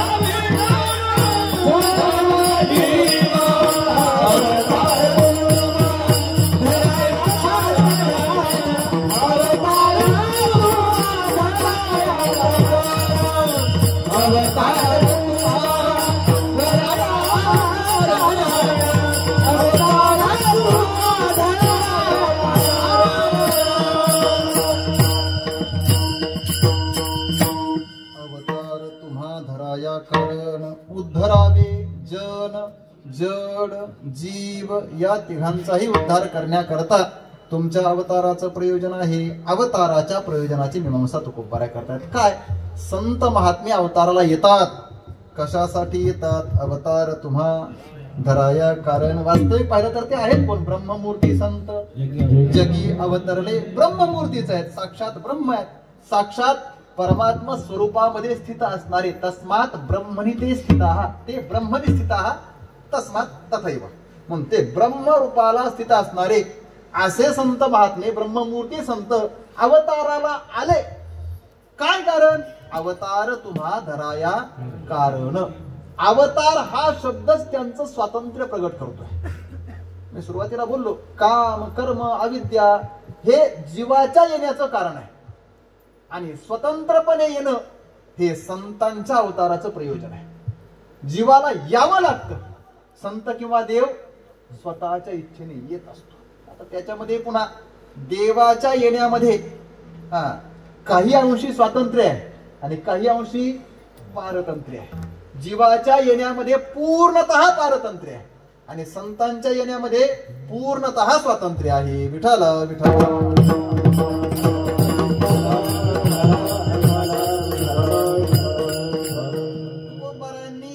जीवाच्या पारतंत्र्याचा विचार स्वतःच्या भूमिकेतून सांगितला. नभे मी स्वतंत्र अंगाचा पायिक जे हे सकळीक सत्तावारो किंवा जिने पराधीन आणि का हाती दृढपाशी बहु बांधलो संचिती प्रारब्ध क्रियमान सांगाती भोवंडिती सत्ता आपुलिया.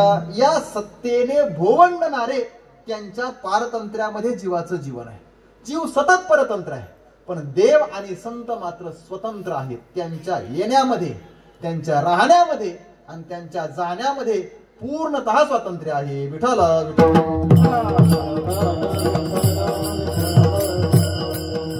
म्हणून तर आपलं येणं जसं पारतंत्र्याचं आहे तसं आपलं जाणं सुद्धा कसं आहे? पारतंत्र्याचं आहे. ते येतात सुद्धा.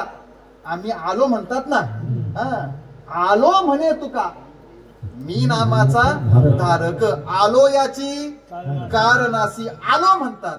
आपलं तसं नाही. आपलं आलो असं नाही. मग आपल्याला नाईलाजाने यावं लागतं. आपल्याला उगाच जबर इच्छा नसली तरी यावं. आणि जर आपल्याला ते स्वातंत्र्य असतं तर मला वाटतं आपण इतकं असं आलो असतो का?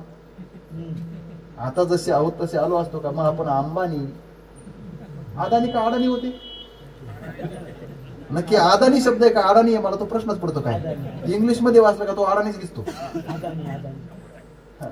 पण तो अदानी अंबानी असं घर पाहून आलो असतो ना. उगाच इथे पारळ द्या तर एवढ्या इकडे कसा आलो असतो? मग स्वातंत्र्य नाही ना. काम कर्म अविद्या या पारतंत्र्यामध्ये आपल्याला यावं लागतंय.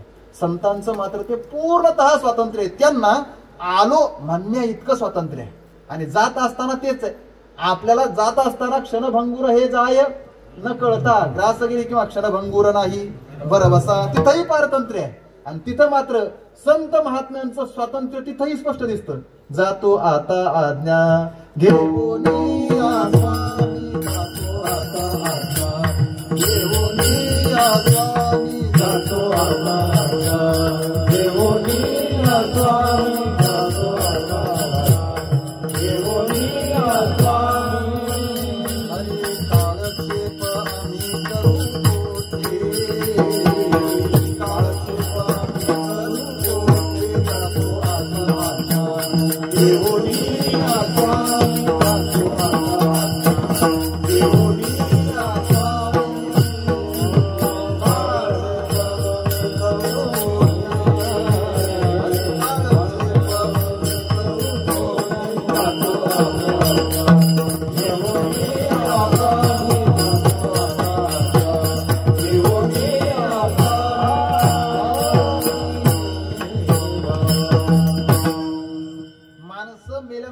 जातो म्हणतात ना, आम्ही जातो, तुम्ही कृपा असू द्यावी, आम्ही जातो आमच्या गावा, या अभंग म्हणतात.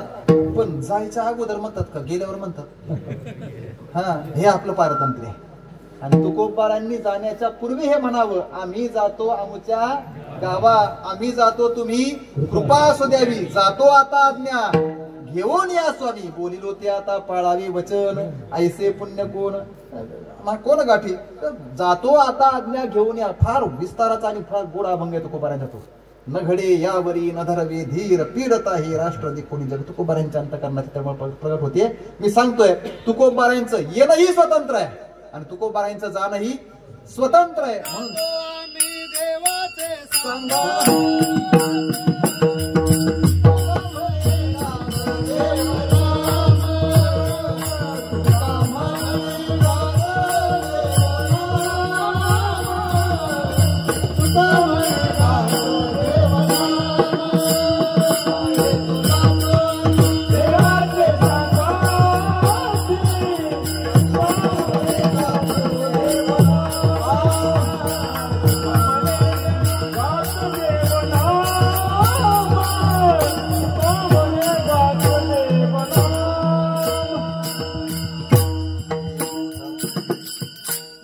जातो आम्ही देवाचे सांगात, तुका म्हणे गात देवनाम. प्रमाण ऐकल्यानंतर असं वाटलं कदाचित पारतंत्र्य आहे का?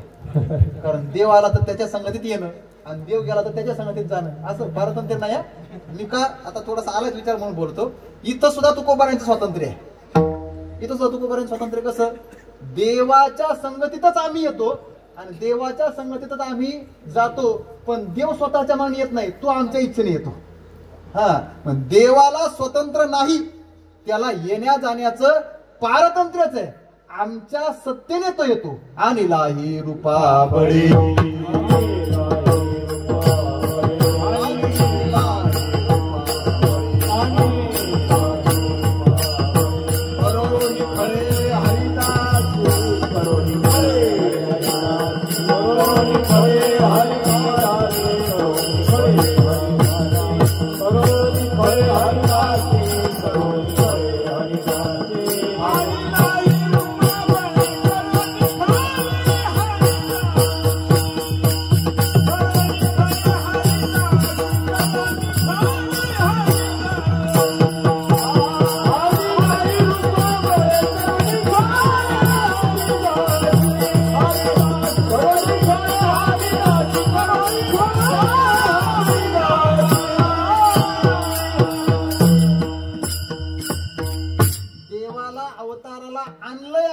तुकोबारांची भाषा आहे. आम्हासाठी देवाचा अवतार त्याच्यासाठी नाही, आमच्यासाठी.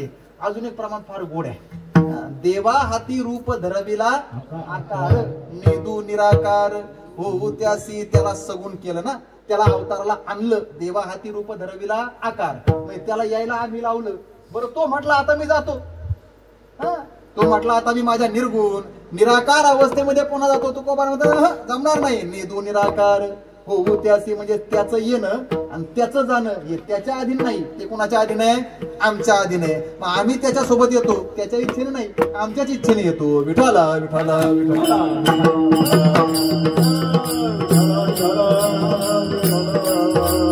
संतांच्या येण्याला जाण्याला इथं राहण्याला सगळ्याला म्हणा अवतार. या अवताराचं प्रयोजन सांगितले. अवतार तुम्हा धराया. कारण कशासाठी अवतार धरलाय? उद्धरावे, उद्धार करावा, याच्यासाठी तुमचा अवतार आहे. कुणाकुणाचा उद्धार? आता उद्धार म्हणजेच काय? कृपेचा परिणाम हाच उद्धार आहे. उत्हार, उत उपसर्ग पूर्वक हृ धातू आहे, हर धातू. काय आता हा हार शब्द आहे ना, याच्यामध्ये हृ धातू आहे, हरण करणे, आणि त्याचा उत उपसर्ग लागलाय, वर काढणे असा त्याचा अर्थ होतो. तर नियम असा आहे, कोणत्याही धातूला, आता हे फार क्लिष्ट आहे आणि व्याकरणातले पण उगाच बोलतोच आले उघाडी. तर कोणत्याही धातूला उपसर्ग लागला का उपसर्गाने धातूचे 3 विकार प्रकार होतात. उपसर्गेनं धात्वर्थो, बलात् अन्यत्र नियते अशी कारिका आहे. त्याच्यामध्ये धात्वर्थम बाधते कष्टित, कष्टितम अनुवर्तते, तमेव विशिनष्ट्यन्य उपसर्ग गतिस्त्रिधा. विठ्ठल विठ्ठल विठ्ठल. उपसर्गाचे 3 प्रकार सांगितले आहे. त्या धातू अर्थाला बाधित करणं एक. त्याच्यानंतर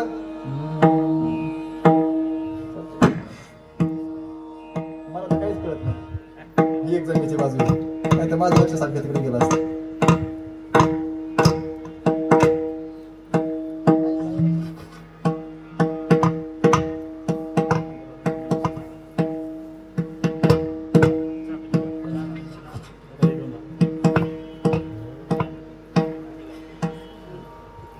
विठ्ठल विठ्ठल.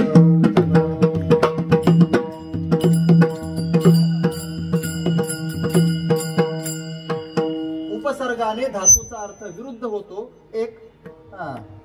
कधी कधी विशेष होतो दोन आणि कधी कधी आहे तसाच राहतो. इथं उद्हार उत उपसर्ग पूर्वक हार धातू आहे. कृ धातूचा हार हे कृदंत रूपे घाई प्रत्यय लागून वगैरे झाला स्वतंत्र विचार आहे. तर याचा अर्थ होतो वर काढणे. उद्धार. संत महात्मे वरून खाली येतात अवतार आणि जीवाला खालून वर काढतात.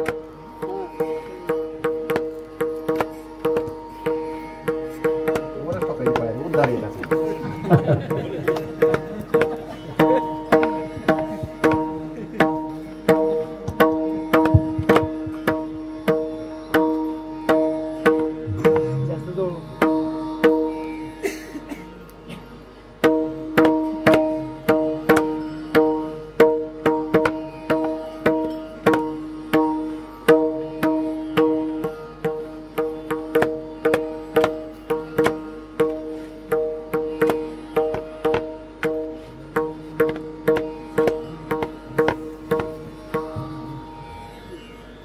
त्या निमित्ताने तुमचा जो मोडला तसं एकदा भजन करून घेऊ. विठोबार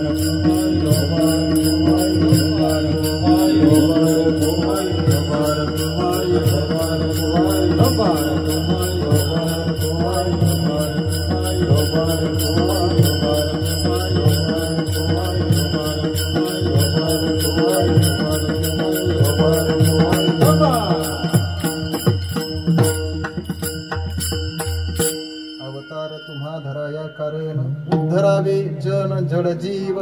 तुकोबार आहे संतांच्या अवताराचं प्रयोजन सांगतात. अवताराचं वर्णन करतायत. संत महात्मे येतात एकतर ते स्वतंत्र आहेत आणि त्यांच्या येण्याचं प्रयोजन आहे उद्धार करणं. मग आता अवतार म्हणजेच वरून खाली येणं आहे आणि उद्धार म्हणजेच खालून वर काढणे.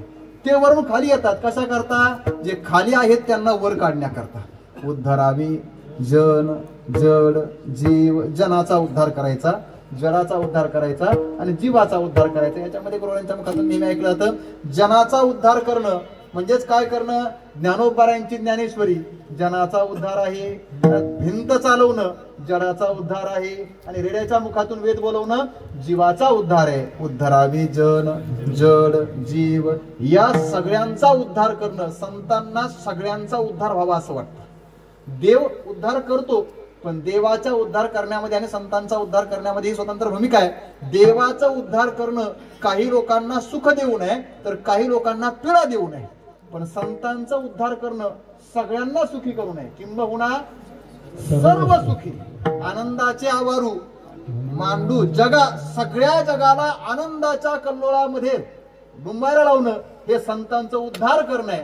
देव कदाचित भक्ता राखे पायापाशी आणि दुर्जनाशी संहारी या अंगाने उद्धार करील. पुतनेचाही उद्धार केला हो पण तिला जिवंत ठेवून नाही केला, तिला मारून केला. पुतना कंटक मुक्त केली. बरोबर आहे. तो सनकादिकाचे माने सायुज्जी सौरसू केला पुतने. सायुज्याचा सौरस दिला पण मारून केला. पण संतांचं तसं नाही. उद्धारावे जन जड जीव. पण सगळ्यांचा उद्धार करणं हे संतांच्या अवताराचं प्रयोजन आहे. आणि विशेष सांगायचं झालं तर देवाच्या अवताराची प्रमुख प्रयोजन 3च आहेत ही देवाने स्वतः सांगितले. स्वतः भगवान परमात्मा म्हणतात यदा यदा हि धर्मस्य ग्लानिर्भवति भारत अभ्युत्थानम धर्मस्य तदात्मानं सृजाम्यहं परित्राणाय साधूनां विनाशाय च दुष्कृतां धर्म संस्थापनार्थाय संभवामी युगे युगे. त्याची भाषा आहे अहम युगे युगे संभवामी. मी प्रत्येक युगामध्ये संभवतो, जन्माला येतो. कशा करता?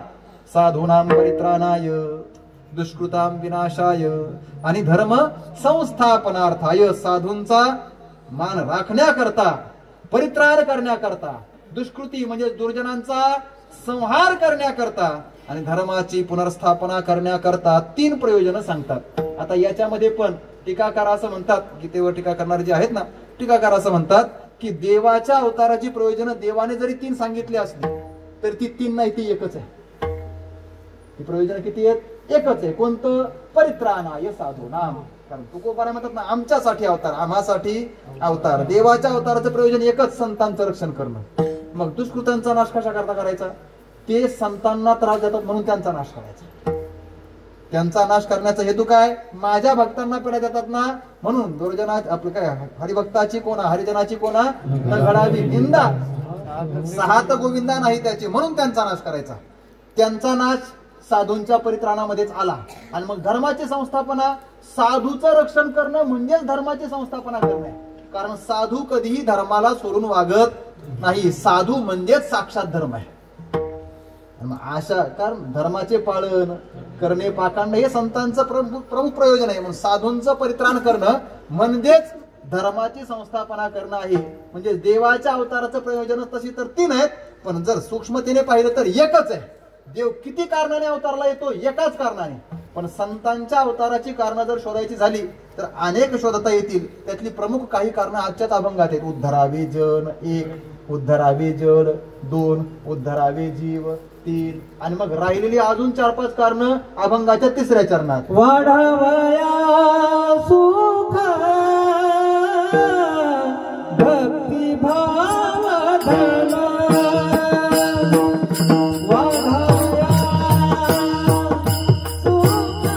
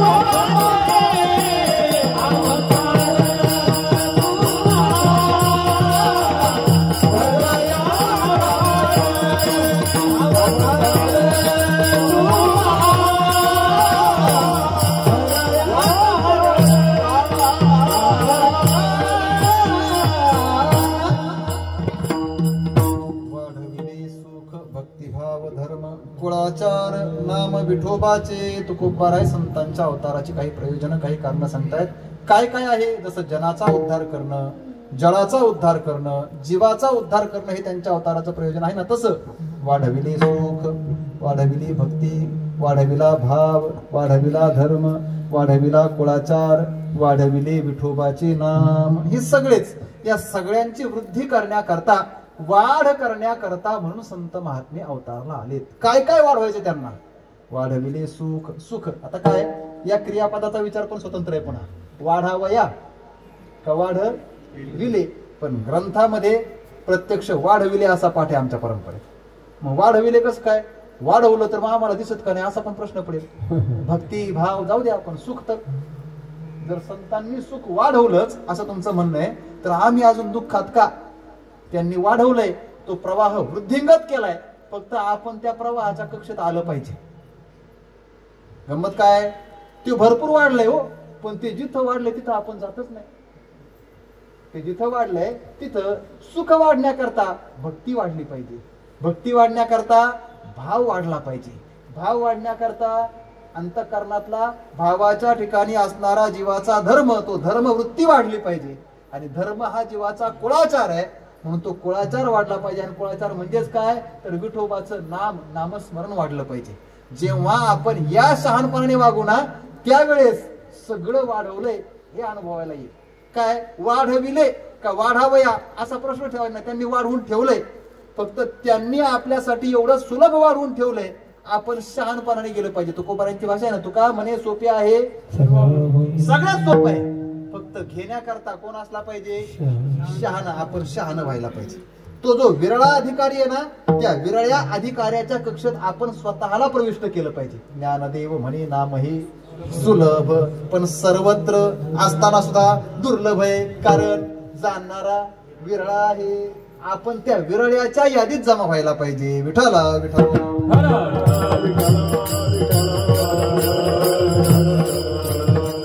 सगळं संतांनी वाढवले, वाढविले सुख, सुख वाढवलंय, कारण सुखा करता भक्ती असेल तर सुख, सुख घडोघडी वाढवू लागे. हे वाढवण्याची प्रक्रिया आहे. हरिभक्तीचा महिमा विशेष वाढविला सगळे आपला पाहता येते. मग काय हेचे आम्हा करणे काम, हे जे वाढवावे नाम, कुळाचार नाम विठोबाचे वाढविले, हे सगळं वाढवलंय. पण महाराज, मग अशा संतांनी हे वाढवण्याकरता अवतार घेतला, हे वाढवलं, त्यांचं तुम्ही कृपावंत म्हणून गुणगौरव करत आहात, स्तुती करत आहात, कीर्ती वाणत आहात. जरी वाणण्याची योग्यता नाही असं म्हणून वाणत असले तरी तुम्ही वाणताय ना. मग या संतांचा महिमा तुम्ही जो गायला तो आम्हाला कळेल. असा अजून काही सोपा सांगता येईल? तुकोबाराय चंदनाच्या गुणांचा दृष्टांत देताय. तुका म्हणे गुण चंदनाचे, तुका म्हणे गुण चंदनाचे, तुका म्हणे गुण चंदनाचे, तुका म्हणे गुण चंदनाचे,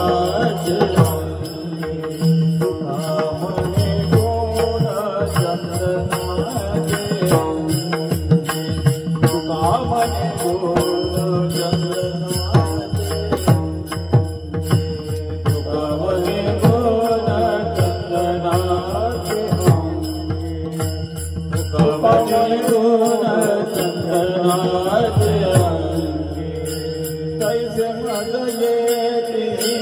संत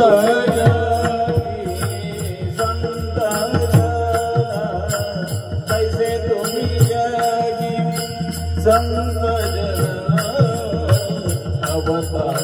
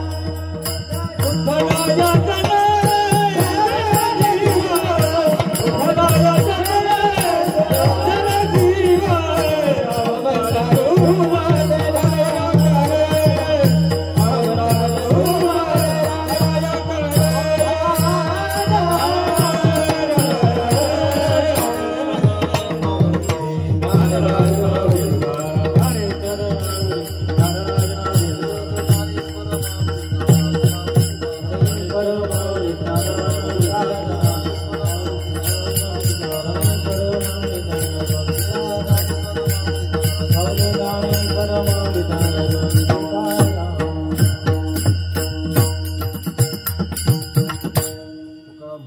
चंदनाचे अंगी तैसे तुम्ही जगी संतजन अवतार तुम्हा धराया कारण उद्धरावी जन जड जीव तुकोबार आहे. चंदनाचा दृष्टांत देत आहे, चंदनाचं उदाहरण देत आहेत. चंदनाप्रमाणे तुमचं जीवन आहे. केवळ चंदनाप्रमाणे नव्हे, कारण चंदनाच्या ठिकाणीही काही दोष पाहायला मिळतात. तुकोबारायांच्या भाषेत सांगायचं झालं तर चंदनाची गावी सर्पाची वसती भोगी जेते होती द्वीपांतरी. तुकोबाराय म्हणतायत जिथं चंदन राहतो ना तिथं साप राहतात. मग संत महात्मे चंदनासारखे, म्हणजे संतांच्या आजूबाजूला असणारे सापासारखे, असा त्याचा अर्थ करायचा नाही. मग चंदन जसा गुणवान असतो, चंदनाच्या ठिकाणी गुण आहे. सर्वांगी सुवास परितो गुणला न राही सभोवती तरुवर. सगळ्यांना आपला चंदनपणा देणं, हाच चंदनाचा स्वभाव, चंदनाचा गुण. तसं चंदनाच्या ठिकाणी असणारा गुण आहेत, तसे त्या चंदनाप्रमाणे नव्हे, चंदनाच्या गुणांप्रमाणे तुम्ही आहात. चंदनाचे गुण, या गुणांचं दृष्टांत देत आहेत, उदाहरण देत आहेत. चंदनाच्या गुणाप्रमाणे सगळ्यांना आपला सुगंध देणं आणि शीतलता प्रदान करणं, हा चंदनाप्रमाणे गुण तुमच्या ठिकाणी आहे. असे संत महात्मे, तुमचं वर्णन मी काय करावं. तुम्ही संत मायबाप कृपावंत कायमी पतित कीर्तिवानु अवतार तुम्हा धराया कारण उद्धरावे जन जडजीव. आपली वेळेची मर्यादा संपलेली. झालेली चिंतन सेवा माझं आराध्य दैवत भगवान श्री पांडुरंग परमात्मा, विश्वमाऊली ज्ञानोबाराय, जगद्गुरु श्री तुकोबाराय आदी करून सकळ संत आचार्य, माझ्या वारकरी शिक्षण संस्थेचे सगळेच गुरुवर्य, माता पिता, देवरूप आपण सर्वच श्रोतृ मायबाप सर्वांच्या चरणावर समर्पित करतो.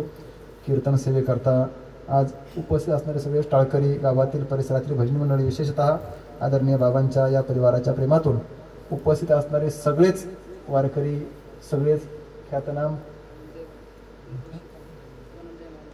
आदरणीय परमपूज्य गुरुवर्य धनंजय बाबा हेही कार्यक्रमाला उपस्थित आहेत. त्यांच्याही चरणावर नतमस्तक होतो. आता सर्वांचा मला नामाने परिचय नाही, पण सर्वांबद्दल आदरभाव व्यक्त करतो. सर्वच जण आहात, सगळेच गुणीजन, गावातील, परिसरातील, पंचक्रोशीतील, तालुक्यातील, जिल्ह्यातील, बाबांच्या परमार्थाची व्याप्ती जिथपर्यंत आहे तिथपर्यंत सगळ्याच ठिकाणाहून आपण मोठ्या संख्येने या ठिकाणी उपस्थित आहात. सर्वांच्या चरणावर नतमस्तक होतो. बोलत असताना एखादा अपशब्द किंवा अपसिद्धांत माझ्या वाणीतून गेला असेल तर तो माझ्या वाणीचा दोष आहे. योग्य असेल ते सद्गुरुदेवांचे, संतांचे, तरी न्यूनते पुरते अधिकते सरते करुणी घ्यावे तुमते विनवित्वासे पायाच्या प्रसादे काही बोलिलो विनोदे मद क्षमा करणे संती नोही अंगभूत युक्ती नव्हे हा उपदेश तुमचे बडबडिलो शेष तुमच्या कृपेचे पोसणे जन्मोजन्मी तुका म्हणे यदत्र सौष्ठवम किंचित तत् गुरोरेव मे नाही यदत्रा सौष्ठवम किंचित तन्ममैव गुरोर नाही. आपल्या सर्वांच्या वतीने आदरणीय मातोश्री आईसाहेबांना भावपूर्ण श्रद्धांजली समर्पित करतो. तसं तर मी नेहमी बोलत असतो, श्रद्धांजली हा एक स्वतंत्र विचार आहे. श्रद्धांजली देण्याचा विचार आहे, तसा श्रद्धांजली घेण्याचाही विचार आहे. श्रद्धांजली द्यावीही लागते आणि श्रद्धांजली घ्यावीही लागते. ज्यांच्या जीवनामध्ये श्रद्धा कमी पडते त्यांना ती द्यावी लागते, आणि ज्यांच्याकडे जास्त आहे त्यांच्याकडनं ती मला वाटतं आज आपण देण्याकरता आलेलोच नाही, आज आपण घेण्याकरता आलोय. कारण त्यांनी सगळ्या महाराष्ट्राला बाबांच्या रूपाने ही श्रद्धा वितरित केलेली आहे. त्यांना आपण काय श्रद्धांजली देणार. ते श्रद्धा या शब्दाचा अर्थ संप्रदायामध्ये, परंपरेमध्ये पुण्य असा केलेला आहे. ज्यांनी स्वतः कमावलेलं पुण्य ते वितरित करतायत, वाटतायत, उधळतायत, त्यांना आपण काय द्यायचं. आपण अंजली म्हणजेच वंजळभर देणार. आज आपण वंजळभर देण्याचे अधिकारी नाहीत. निदान या निमित्ताने इथं आल्यानंतर आपल्याला वंजळभर भेटलं तर तेवढेच आपण भाग्याचे अधिकारी होऊ. त्यासाठी आपण या ठिकाणी आलेलो आहोत. आदरणीय मातोश्री आईसाहेबांच्या चरणावर भावपूर्ण श्रद्धांजली समर्पित करू. भगवान परमात्मा त्यांना आपल्या चरणाजवळ स्थान द्यावं असं म्हणण्याचाही आपला अधिकार नाही. कारण ज्ञानोबारांची ओवी सांगतो, ते मरणा ऐलीच कडे माते मिळवून गेले पुढे मग मरणी आणखीकडे जातील केवी. त्यांना सद्गती मिळावी अशी प्रार्थना करण्यापेक्षा त्यांनी आपल्या जीवनामध्ये जे काही सत्कार्य केले असतील, सत्कर्म केले असतील, त्याचा परिणाम आपण सगळे पाहत आहोत. आपल्यालाही एक दिवस जायचंय, आपल्याही जीवनाची इथे कर्तव्यता होणार आहे. भगवान परमात्मा करो याप्रमाणेच आपलंही जीवन भगवंताच्या चरणापर्यंत पोहोचण्याकरता लागणारी सगळी साधना आपल्याकडनं सतत घडत राहावी एवढी श्रद्धांजली या निमित्ताने व्यक्त करतो. सेवेला पूर्ण विराम. तुकाराम.